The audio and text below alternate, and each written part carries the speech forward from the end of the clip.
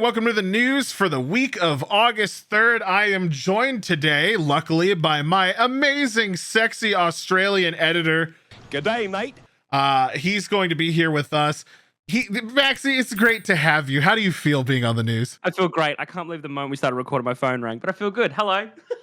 That's okay. Through the power of editing and double track audio, that will never exist in this recording when it's posted. In fact, you didn't even hear it. No, you didn't even hear it. It never happened. But yeah, first up on the news, we are going to talk about the fact that our beloved Roblox oof sound is dead.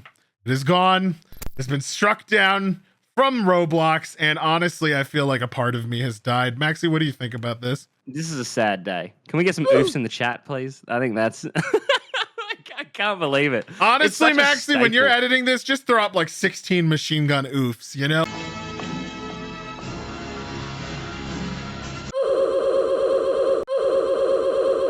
Like... I honestly, like, this is the most heartbreaking news of all, which I think is why it's number one in today. Absolutely. It's very important. It's an icon. It appears in videos and memes all over the country. It has no language barrier. It transcends communication. It does. Your French friend over Discord dies in Call of Duty and says, oui, oof. And you immediately get what he just said. You know what I mean? Like, any Roblox oof attached to anything is a universal translator.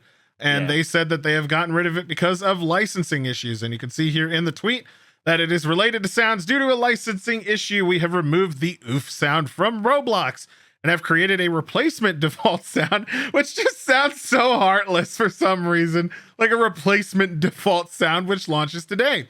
We plan I'll try and find it. I'll try and find it and play it. Got so it. The viewers can hear it because it's not going to be the same. No, it won't.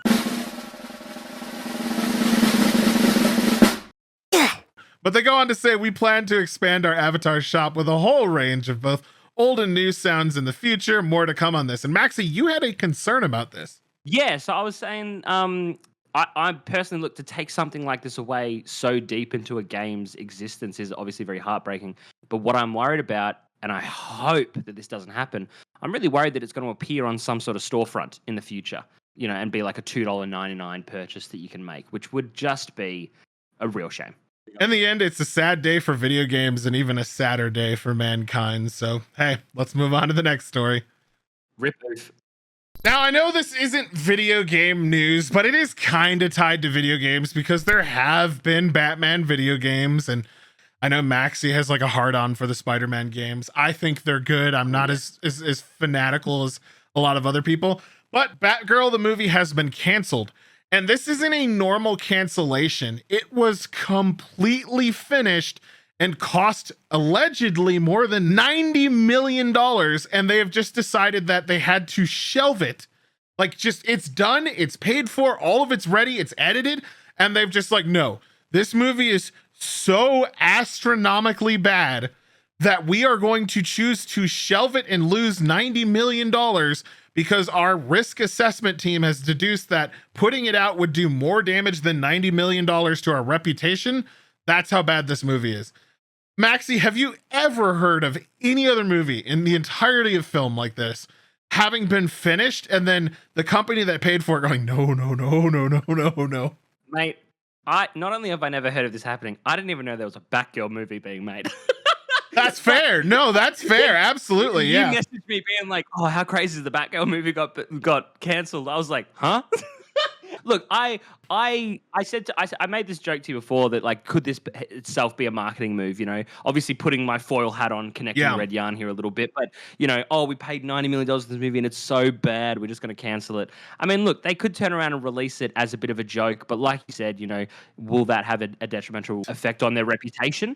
Yeah, probably. Absolutely, It probably would. So the only thing that I will say, and I pointed this out to you, is that the movie, so it was directed by the guy who directed Bad Boys for Life, which did very well, and then it was written by the woman who wrote Birds of Prey, which, so honestly, look, the movie could have gone either way, so I understand the $90 million investment. Yeah, and sadly, this coin flip did not go in the way of, of Warner Brothers. And I think for me, it's crazy that it's finished and they are like, it's not even worth trying to save. No, it's not worth it. It's not even going to the internet. They're not even releasing it on HBO Max. It's so bad the company's like, we don't even care about making a singular dollar back. Like, do No, you know what I mean? yeah, Like that's crazy, shocking. dude.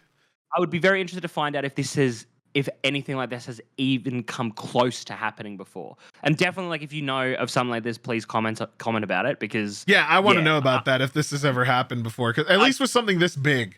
Exactly. Yeah. Please let us know. Next up, we have Valve changing their policies on what's going to be allowed to be advertisement images for video games.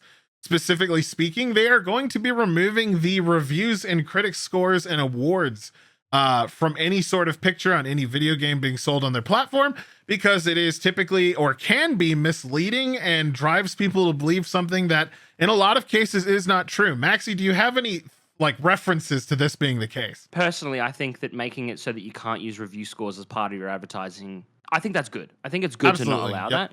We all remember the infamous Batman Arkham City Game of the Year box art, right? Yep, absolutely.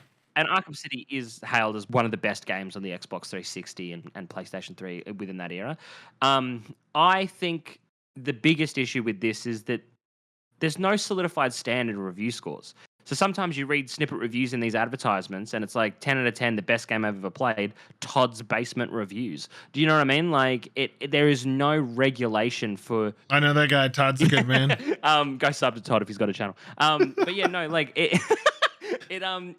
it's crazy that you can, like, you even mentioned, you could just be an employee for the company and be like, I really like this game, and they'll quote you and they'll quote you. They won't put who said it. They'll put Game of the Year in quotes. And you're just like, all right, cool. So personally, I like this idea. Yeah, no, I like it too. I agree completely. I think a great example was Evolve.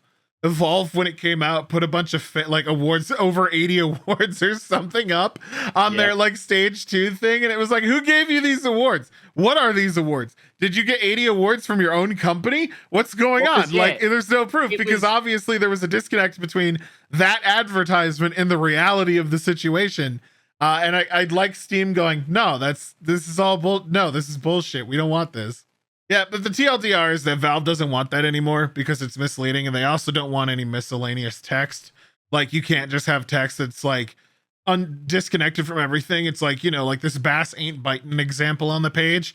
If it was like Bass Ain't Biting and then underneath, the best fishing game ever fucking conceived. Like, they can't have that anymore on there, and that's okay. And I think that's good. I think just being shown a book cover and having to judge it for yourself, or going to the actual reviews and seeing what people think, is way better, because I know a ton of people who see a game come out and they see that it's got 15 rewards, it's got 10 out of 10, it's 9 out of 10, Bob from accounting, stuff like that on it, and they're like, oh, this game must be good, and they buy it and they're like, wow, this is awful, and I've wasted my money and my time and I regret my decisions. And good on Valve for just saying no. To be fair, Bob from accounting has never steered me wrong. Next up on the Valve news, we're going to jump to the next subject real fast. Valve says everyone's getting their Steam Decks, at least the ones that reserved them so far, I believe last year and this year. Everybody's going to be getting your Steam Deck. They're going to basically be the Oprah of handheld consoles this year. Everybody's going to be getting you get a Steam Deck and you get a Steam Deck. Now, I'm only talking about this to give you clarity that you need to, if you've reserved a Steam Deck, check your emails. Valve only holds them, I believe, for 7 days. I just recently got my Steam Deck for reviews. They only hold them for about 7 days, and you will lose your spot in line if you've pre-ordered. If you have a reservation, you'll get it by the end of the year, like it says in this article. Even if you make a new reservation, as of this writing, Valve says you'll get your Steam Deck in Q4. Honestly, good on Valve. I hope that, and they said that right here in their tweet on the Steam Deck. They said it right here that anyone who currently has a reservation can get their Steam Deck by the end of this year. We've cleared up supply chain issues. A bunch of folks got moved up to Q3, and all other reservations are now in Q4, which is awesome. I only hope that they didn't skimp on the quality to basically produce more of them. We'll have to see what the Q4 Steam Decks are like and the late Q3 Steam Decks to see if the quality went down versus the first wave of them. A lot of companies do this with their consoles. They'll use like slightly thinner plastic, or they'll cut down on a couple things to be able to produce them faster, or they'll switch out parts that were more readily available versus parts that were more reliable and took longer to make.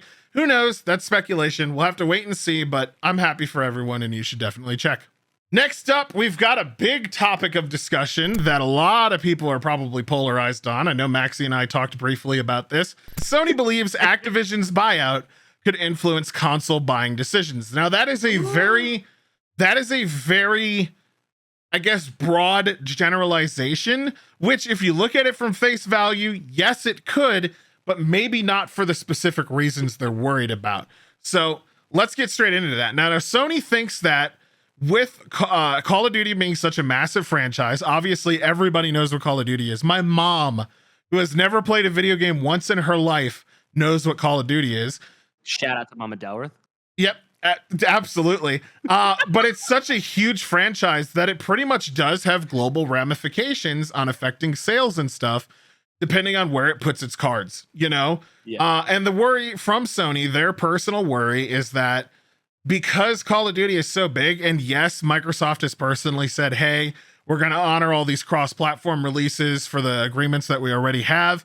I think the reading between the lines on that statement is very important because he says for the agreements they already have. That implies heavily to me that they're going to probably make Call of Duty a Windows and Xbox exclusive in the future, which, I mean, they bought Activision Blizzard for $70 billion. I don't blame them for doing it.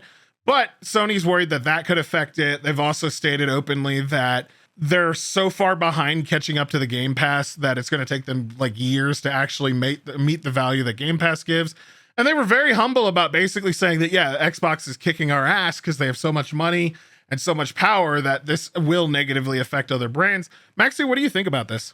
So look, obviously, like we said before, we have a bit of a polarizing opinion on this because you think that if it's black and white, Sony's in the right. Yeah, I think that they're absolutely correct in the idea that it will have an impact on them. Like if Call of Duty went Xbox exclusive, I definitely think less people, maybe not a tangible amount, like a massive amount would buy less PlayStations, but I do think it would actually stop a couple people from buying them. But yeah. 100%, which, I mean, let's be honest, a doy. Do you know what I mean? Like, I think that it's a bit rich. Sony has had a monopoly on Call of Duty. They've gotten years of only on PlayStation and PlayStation first in almost every single Call of Duty DLC that's been released.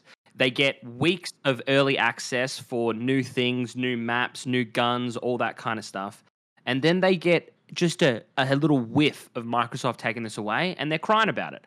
Exclusive DLC and faster access between consoles, in my opinion, is predatory and a little bit scummy. And I'm glad that there's a possibility that this will either be reversed or even removed. Obviously, we can assume from wording and read between the lines, like you said, that Microsoft may make this game exclusive, in which case I don't agree. I think that that's really, really bad. I think that all games that are as iconic as something like Call of Duty, I think every gamer should have access to this. Your console's competitiveness should be based on its performance and exclusive properties, not how much money you shell out to developers for early access.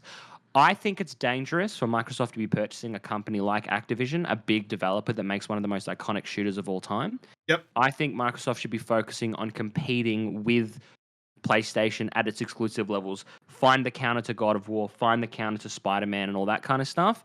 Taking games away from PlayStation in an effort to have them lose a little bit of footing is bad.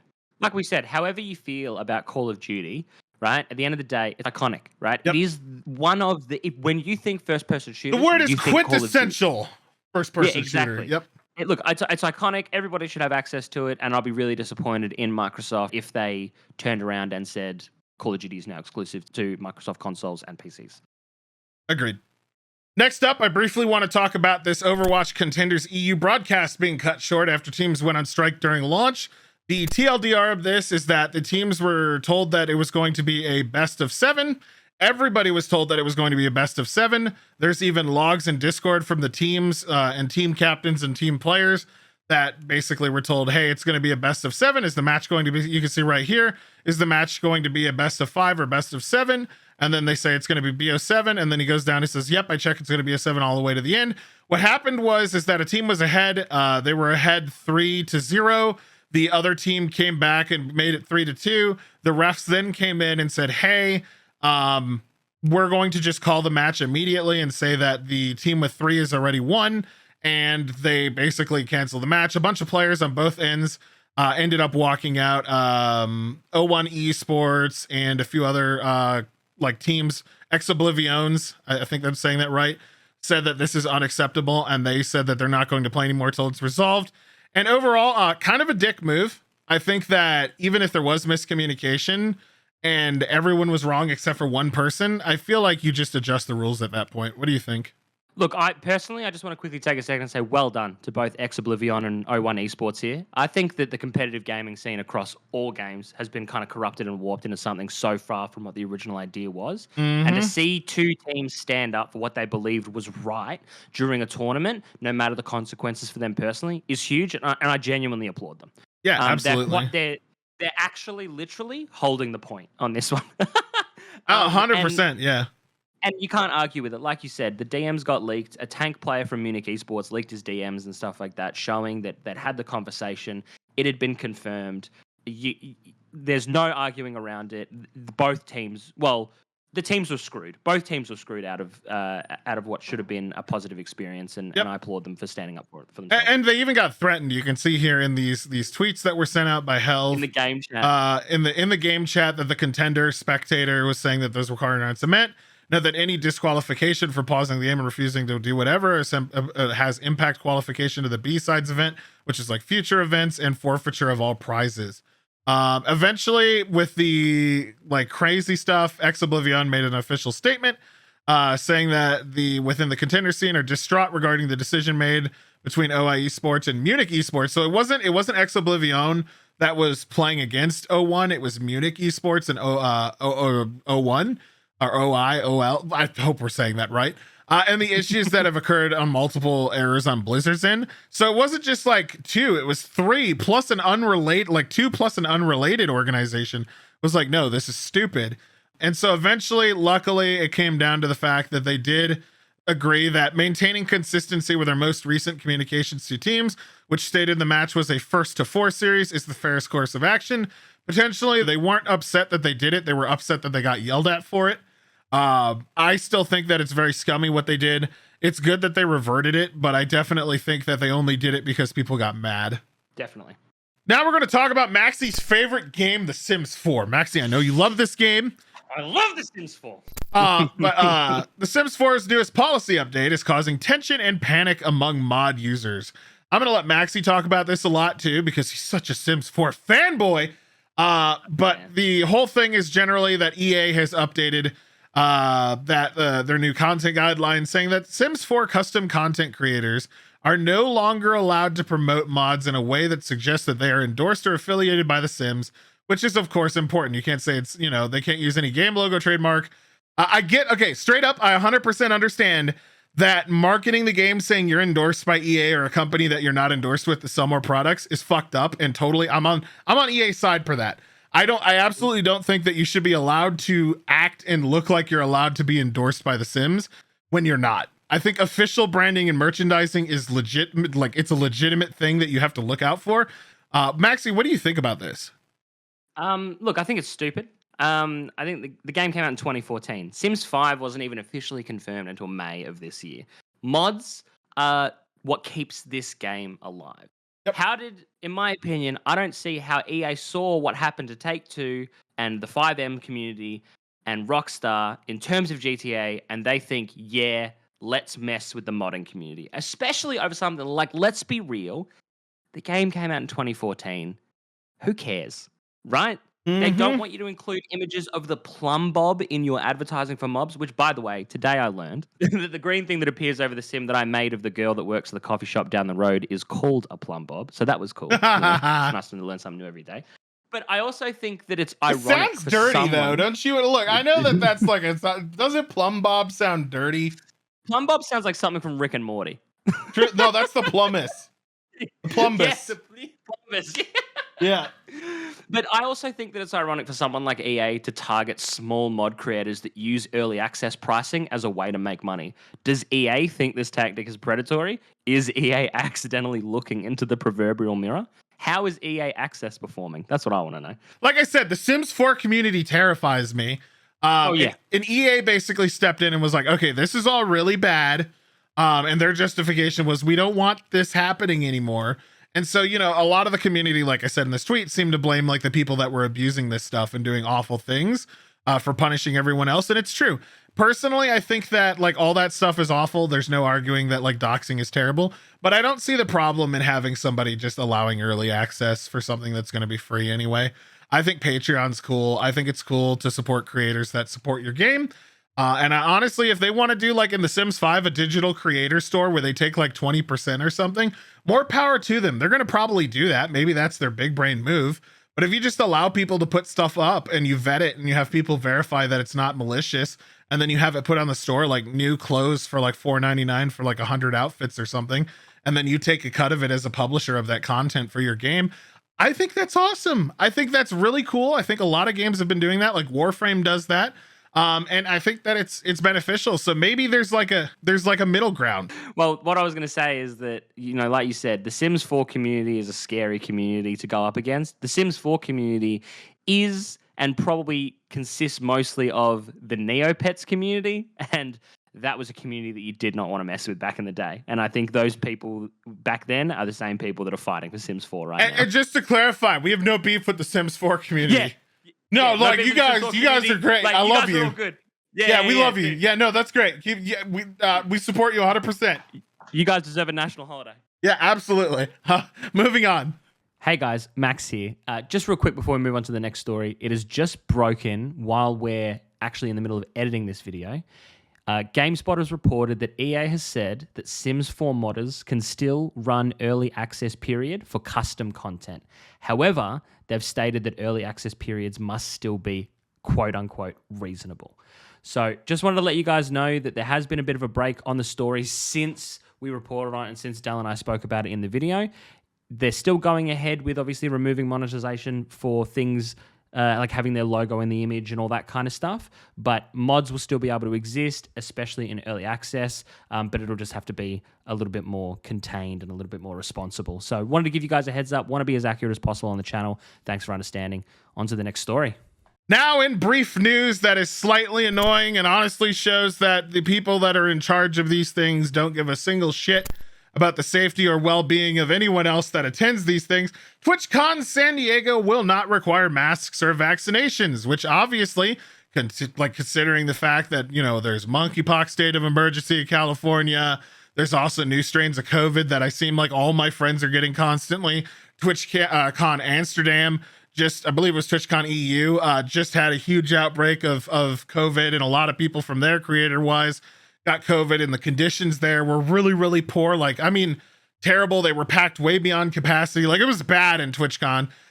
Seeing the fact that down in the United States, where we're particularly irresponsible as a country, isn't going to be enforcing like vaccination records or any sort of proof of vaccination, no COVID-19 vaccination or testing requirements, and no mask mandate, it's just insane. And obviously a lot of creators are really, really upset about this.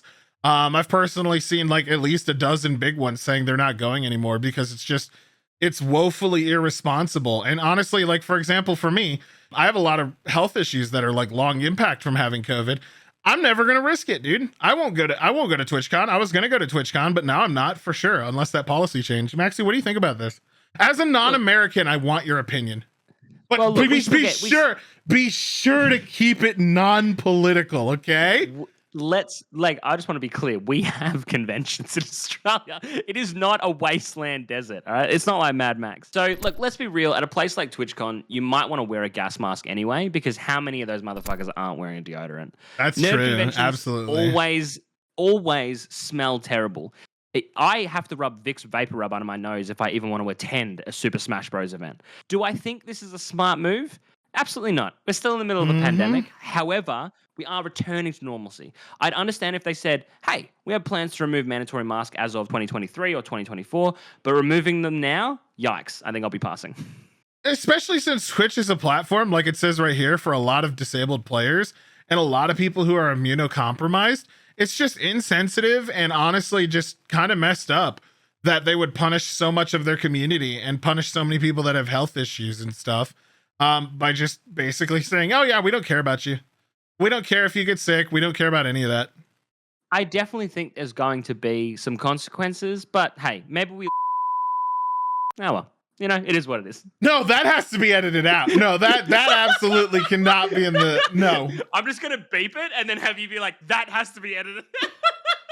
You know what though? What's really great is so like in regards to this, it says Spone noted that even with mask and vaccination requirements in place, no gathering of this scale could be 100% safe. And that's true, man.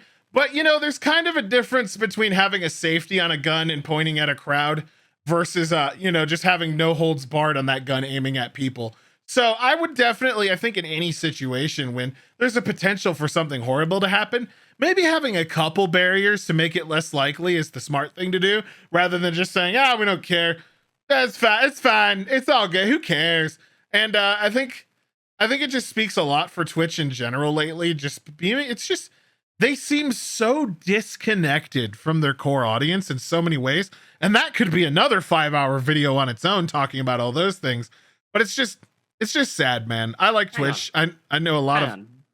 Del, are you trying to tell me that Twitch isn't worrying about the overall health and safety of the people that are participating in its events and are only trying to make money? That doesn't sound right to me, bro. Anyway, moving on to mobile game habits. Let's talk about this what a segue. very briefly. That's called a segue, gamers. That's the professional way to do it, by the way.